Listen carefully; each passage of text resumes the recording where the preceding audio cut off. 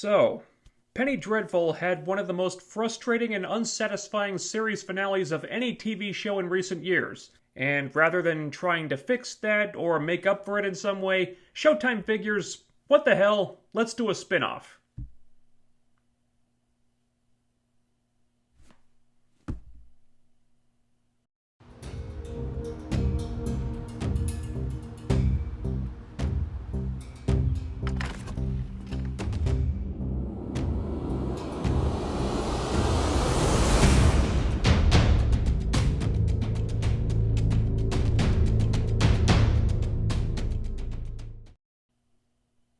Penny Dreadful City of Angels. This has been in development for a while, but the show is finally here, and Showtime even put the pilot episode up on YouTube. And since there's been a lack of new content to talk about recently, why not give this a go? I might still be a little irritated with how OG Penny Dreadful ended, but I'm sure John Logan learned his lesson about that and won't repeat the same mistakes this time, right?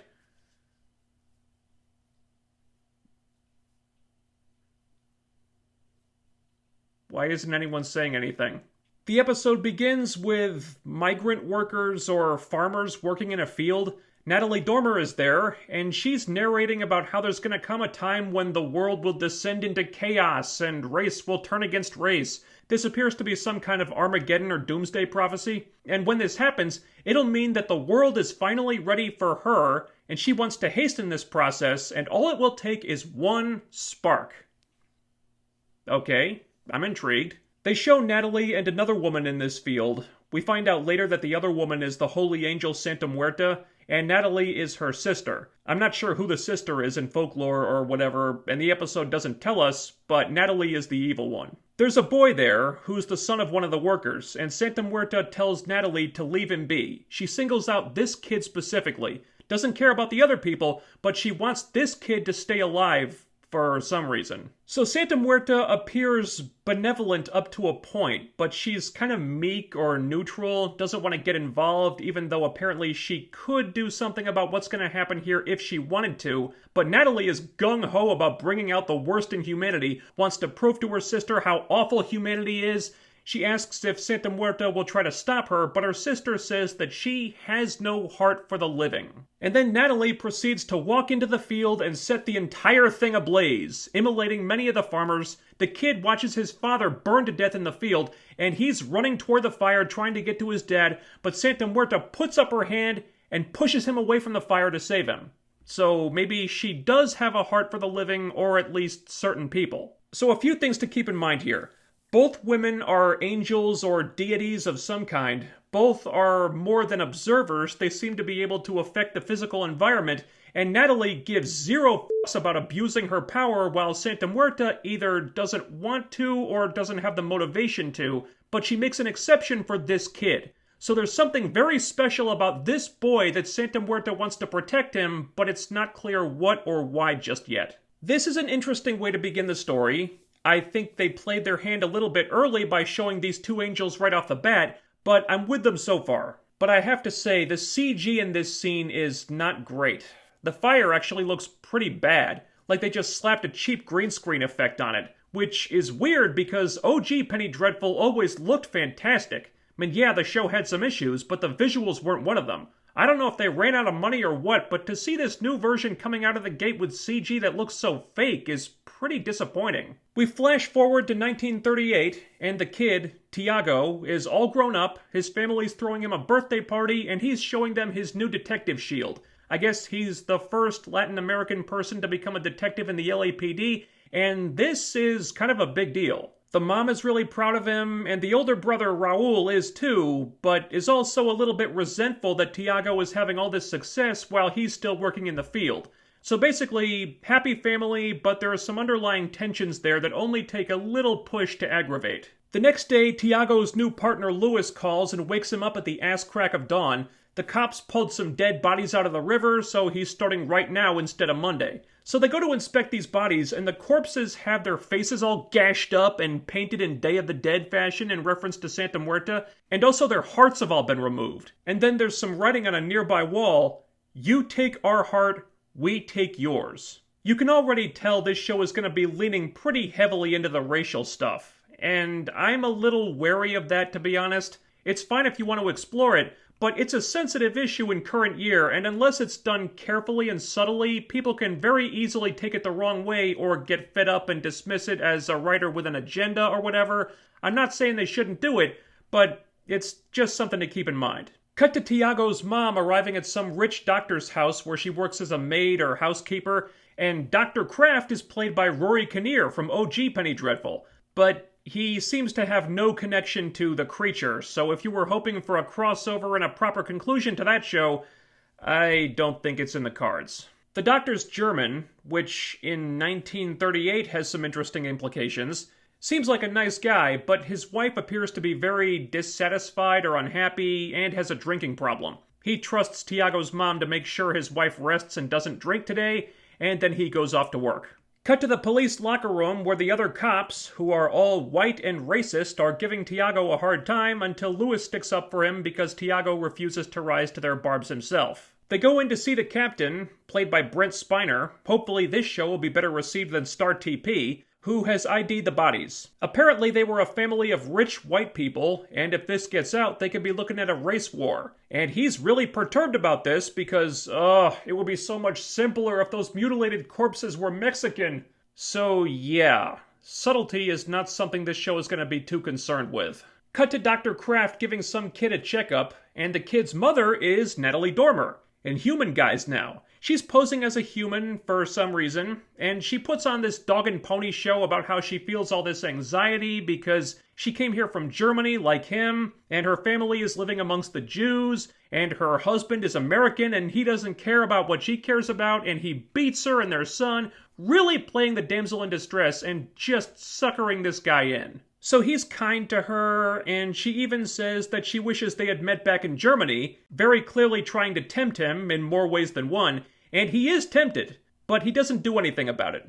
Though he does set up another appointment for her son, so they'll be seeing each other again. So Natalie and her son leave, but in the elevator, she absorbs the son into her own body. So he was just some construct she created to fool this guy. For what purpose, we don't know yet, but Natalie is trying to set things in motion. She's intent on bringing out the worst in the mortal people, and for whatever reason, she has taken an interest in Dr. Kraft. And we get a hint of what that reason might be when he opens his closet to reveal a Nazi flag. We cut to a town hall meeting where some asshole councilman has approved the construction of a new motorway or highway that apparently is going to cut right through some Hispanic community and will require the city to bulldoze a section of it to make way for this project. And I'm not sure how that's legal exactly, but he's getting away with it somehow. A bunch of really angry Hispanic people are there, and Raul is speaking on behalf of them, and he's like, "Where are we supposed to go?" And the councilman's like, "Back where you came from, bitch!" Naturally, they're all outraged. They stand up and sing in protest, but the councilman just yells at the police to remove them. A fight breaks out, and all the victimized POCs get beat down by the evil white cops.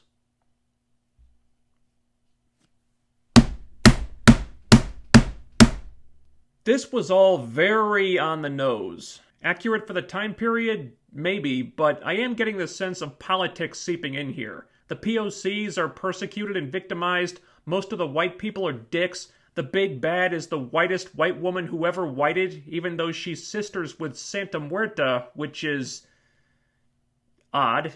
I'm not writing it off yet, but my patience for this type of stuff does have a limit that I would prefer the show not try to test. So, after the meeting, the councilman is so disgustingly pleased with himself for really sticking it to the fine upstanding Latin American community that I have the greatest respect for. And then, just in case you weren't sure if he was evil yet, he also professes an admiration for Mussolini and Hitler.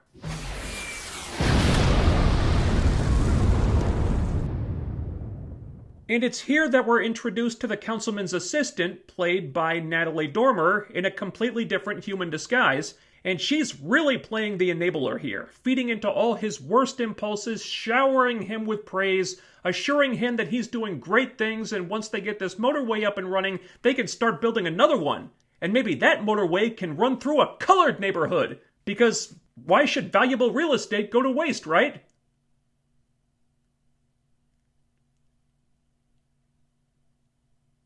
Back to Tiago and Lewis. Tiago asks why Louis took him as a partner, and Louis says that no one else wanted him. Not the best answer in the world, but Louis is the closest thing to a genuinely good white person the show seems to have right now, so we'll let it slide. Tiago explains how the corpses were made up to look like Day of the Dead stuff, and he's gonna talk to his mom about Santa Muerta because she might have some insight into this, as she fancies herself a bit of a witch. Just gonna spring that on us from out of nowhere, huh? Okay. This conversation is interrupted by Dr. Kraft and some of his buddies marching through the park in, I think, German uniforms with a Nazi flag and an American flag. They are the German-American Bund, which Google Translate told me means Federation. He addresses the people in the park, talks about wanting to keep his kids safe and out of fights, but he hears a lot about America wanting to go down the street and get involved in someone else's fights, and he suggests that they all just sit back and enjoy their lives here, and to leave the old world behind because America first, America always, and peace above all. Well, his buddy flies a Nazi flag in the background. I'm not sure what to make of this. From what we've seen so far, Dr. Kraft appears to be a decent man, hasn't done anything bad yet, and he said the right things here, but then there's that Nazi flag. I'm not well versed in history, but this is 1938, so I don't think we're quite at the point yet where that flag signifies what it would later signify, but there is something very disconcerting about this character talking about peace and staying away from fights while there's a big swastika in the background. And keep in mind, Natalie Dormer has taken an interest in this man for some reason. Maybe she thinks there's something dark inside him worth fostering, maybe it's just buried a little deeper than with the councilman, so there are some ominous possibilities here. So Tiago and Louis arrive at the house of the murdered family, they take a look around, and it seems these people were super religious, and really into this one religious figure or sect in particular, some woman on the radio who Louis dismisses as a religious cult. And Tiago finds a big model of the motorway in the house, so they were supporters of that, they were a part of making that happen,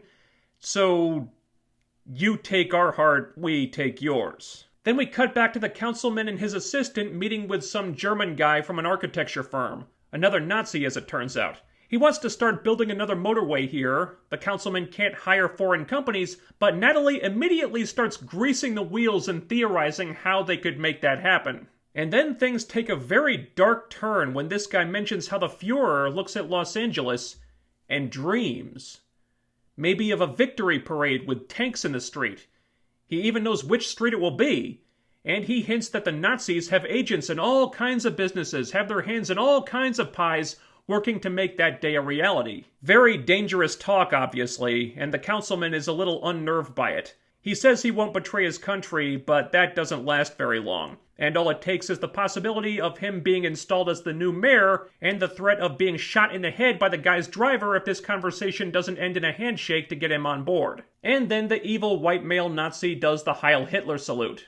Because no subtlety.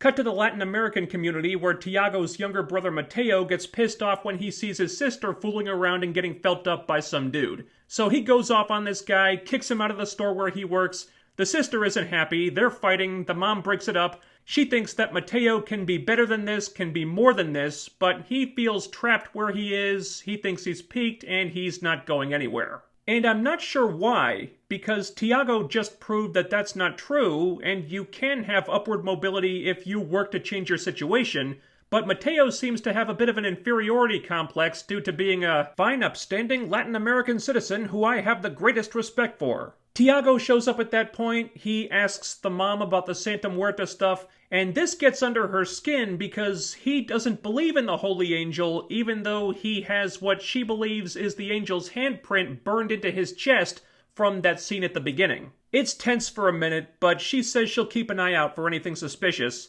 and she also mentions that someday Tiago might need this angel that he doesn't believe in.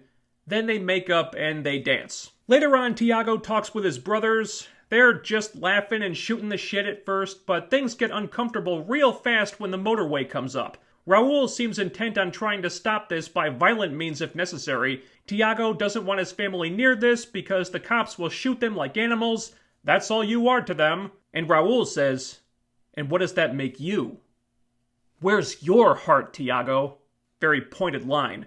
We don't learn who murdered those people this week, but they definitely hinted in a certain direction right here. And Tiago doesn't have an answer to this question, but the next day he shows up at Lewis's place and tells him that he won't be there when the construction begins. He doesn't want to deal with this, so he's removing himself from the situation. And Lewis is pissed off. It's your second day, we got 4 dead bodies in the morgue, a potential race riot on our hands, and you want to take the day off? No, f that. So he gives it to Tiago straight and basically tells him to man up and pick a side already. Cut back to the mom praying to Santa Muerta in a room full of candles. All the candles blow out and Santa Muerta appears, which, as I understand it, usually means someone's dead, but not in this case. The mom begs for help, but Santa Muerta has very few to give and says she'll come if you're dying, but until then you have to fend for yourself. But the mom just keeps begging, and so Santa Muerta throws her a bone by reciting that prophecy from the beginning of the episode. Nation will battle nation. Race will devour race. Brother will kill brother until not a soul is left. And she can supposedly tell if that time is now, but won't intervene because there are so many corpses to gather. Every step I take, I wade through that agony. I have no heart to care for men. And she gets a little emotional about this, as if doing what she does takes a toll on her even as an angel. And maybe she feels guilty about not intervening, but she doesn't have it in her to do so because she's been so put down by her calling, by this angel of death stuff. So there's a lot of layers to this character all of a sudden. You don't expect an angel to act, for lack of a better word, human. But that's how they're presenting her here, which is really kind of fascinating. So the mom shames her about this and accuses her of doing nothing while her bitch of a sister conquers heaven. I'm not sure how she knows what Natalie's doing, but she does somehow. And Santa Muerta gets really angry for a second, but then disappears. The mom goes to see Tiago and implores him to be there tomorrow because Santa Muerta chose him, she put her mark on him, and at one point Santa Muerta cared for humanity, but she doesn't have their back anymore. So Tiago has to do whatever it takes to stop this tomorrow because he couldn't save his dad, but maybe he can save himself. And I'm confused about what that means. Why does he need to save himself? Looks like he's doing pretty well to me, but I'm not religious, so that stuff tends to go in one ear and out the other. So it's the day of the construction of the motorway beginning, and the cops are there, and all the fine, upstanding Latin American citizens who I have the greatest respect for are there ready to start some shit,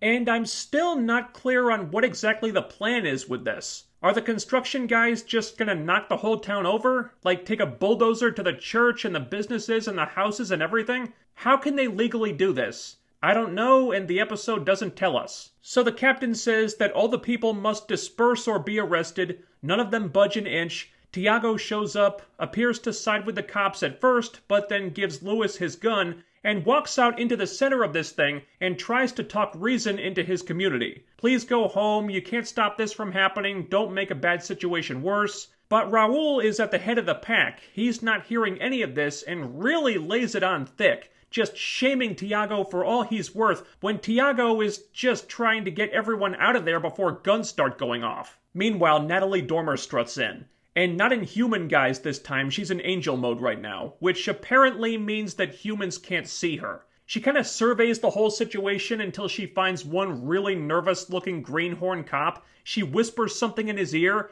and she does the Jedi mind trick on him and gives him a little nudge to pull the trigger on that shotgun, and someone dies. And that was the spark that lit the fuse, so now it's on. Everyone swarms at each other, guns are going off, people getting beaten to death in the street, the whole thing is chaos. And in the midst of the chaos, Natalie whispers something in Raul's ear, so he grabs a gun, starts shooting cops, including ones that are on the ground with their hands up, helpless. He shoots Lewis, wounds him, and is about to finish him off, and Tiago has no choice but to kill his brother. And so Tiago stands over his brother's body as the camera pulls back to show the two sister angels facing off, staring each other down, and we're left wondering if that doomsday prophecy is about to be fulfilled as the episode ends. Great scene, very tense and dramatic, solid cliffhanger. So that was Penny Dreadful City of Angels episode 1, and I'm not quite sure how I feel about it yet.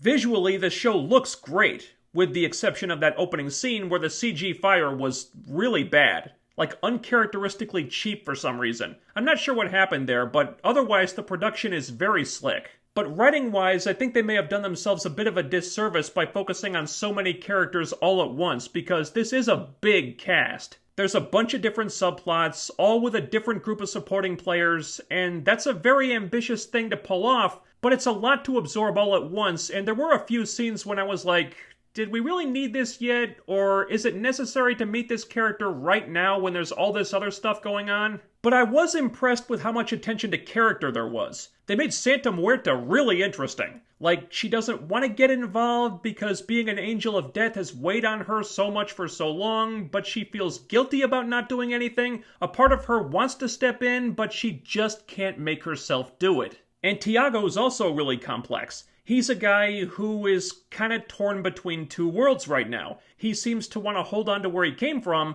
but he also sees which way the world is moving and feels a pull to embrace that, and he can't reconcile these two different aspects. That's going to make for an interesting character. But I do think they need to give more attention to Natalie Dormer. Ironic because she gets a ton of screen time here. But right now, she's just a one-dimensional evil. She's the shark in the water. We know she wants to put humanity on a path to self-destruction, but we don't know why. We got a view into what's going on in Santa Muerta's head, but not with Natalie yet. And that's going to be really important because it seems like she's the linchpin here, and could potentially be the most interesting character to follow around through her various human avatars. Also, I'm a little unsure about Natalie Dormer in this role, to be honest. One of the main reasons why OG Penny Dreadful worked, until it ended the way it did, was that Eva Green was so goddamn compelling as Vanessa Ives. That show worked because that character worked. If Eva Green didn't knock that role out of the park, that show was dead in the water. Luckily for them, she did, and the show lived long enough for the writer to kill it instead.